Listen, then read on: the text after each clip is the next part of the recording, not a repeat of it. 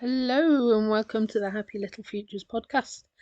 If you're listening to these in order, you might not realise that it's been almost a year since I last recorded an episode. In that time, a heck of a lot has happened.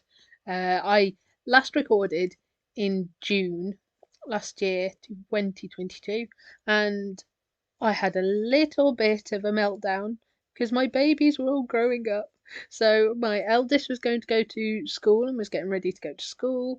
My youngest was getting ready to no, my youngest was not getting ready to go to nursery. The middle one was getting ready to go to nursery. Um, so he was growing up and fleeing the nest, and all the mom guilt was setting in about the fact that he was the middle one, and I haven't had enough time with him, and there's always been another child around, and all that sort of stuff. And our youngest was just growing up in herself, basically. She was just getting on with everything and growing up, and I did have a little bit of a meltdown. So hopefully that didn't come across too much in the podcast, but maybe it did. Who knows? I haven't listened back to it actually in a while. It definitely came across in my blog post, my last blog post. So yeah, moving on. Anyway, so ever since then, I've been working on myself a lot. I decided that maybe I just needed to have do a bit of self care, and take a bit more care of myself, focus on the present, and go through one day at a time, which I did. I also went through therapy for my postnatal anxiety, which was fantastic. Um, Most of the time, when I always thought of therapy and counselling and stuff in the past, it's always been, oh, tell me about this and tell me about that. I went in and I said, I don't want to talk. I said I want to learn how to manage my anxiety, and that is exactly what I did, and it was an absolute life changer.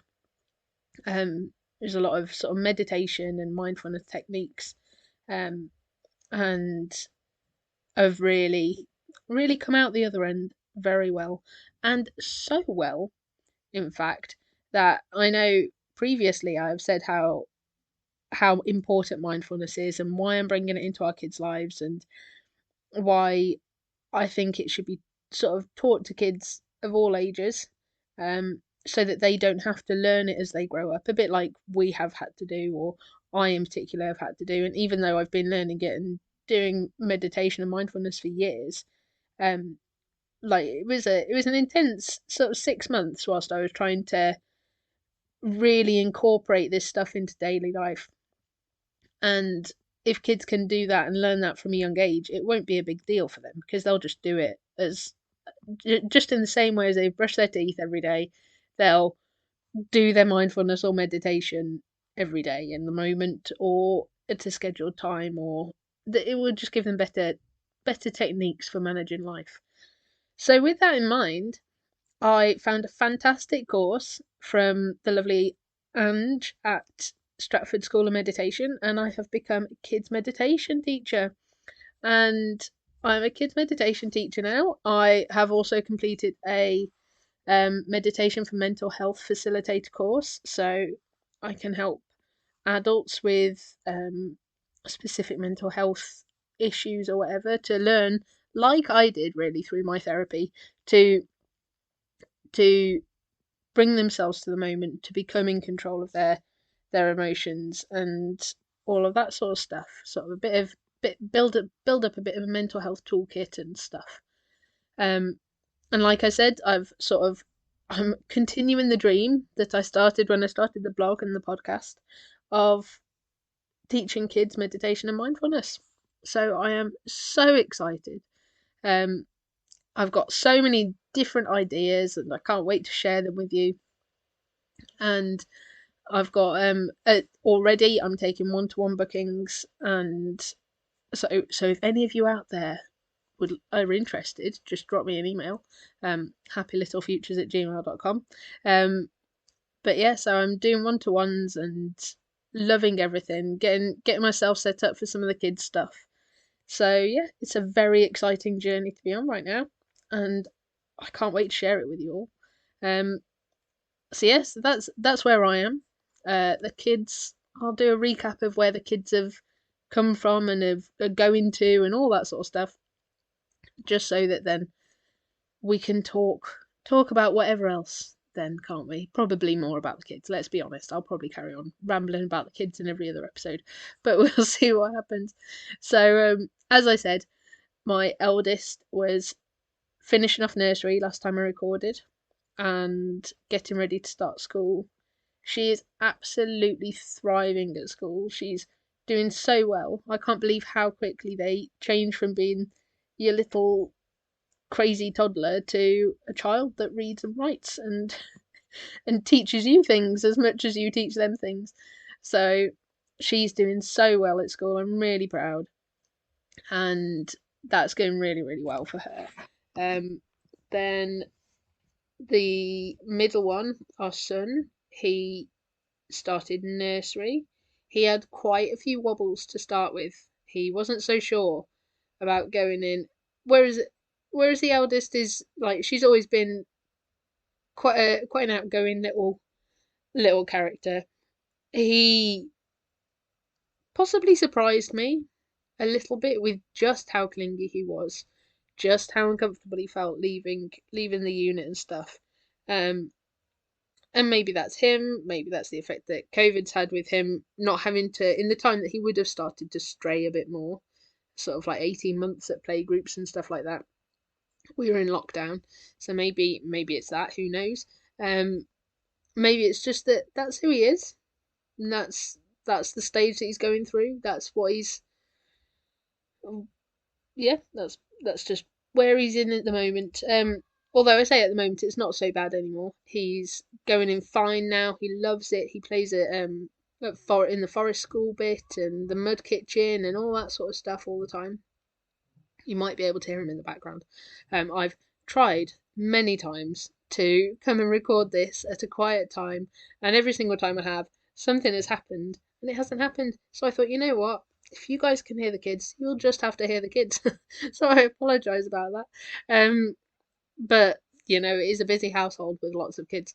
So, well, it feels like lots of kids sometimes. So yeah, anyway, I digress. So yeah, but he's doing really well now. He's going in a lot better. He's having only the odd wobble, not too many. Really building his confidence just in time for starting school and changing setting and having to do it all over again, bless him.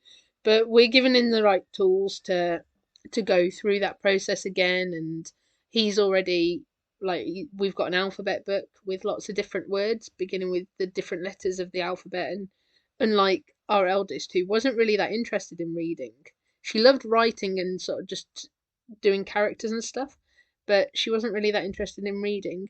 He really, really is loving recognizing his letters, and he sounds out. So he's like apple, and we were playing I Spy for probably about half an hour today, and he was doing really well. We were doing it with letters, rather than colours, which is what we normally do, or what I have up until now done with him.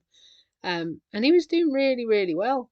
So yeah, so he's growing up quickly too, and I expect I'll lose him to the system very soon, and he'll be reading stories to me and teaching me more things and stuff like that. So got all that excitement to come. And our youngest is now 2. She is still really funny. I'm pretty sure I said last year that she's really funny. So she's still really funny. She loves playing with the other 2. She loves joining in with all their games. She loves playing board games with all of us now as well. So we play a lot of board games. Big board game geeks in this house. And she is starting to really enjoy getting involved with board games and learn the different games, and play all different sorts. So that's really lovely.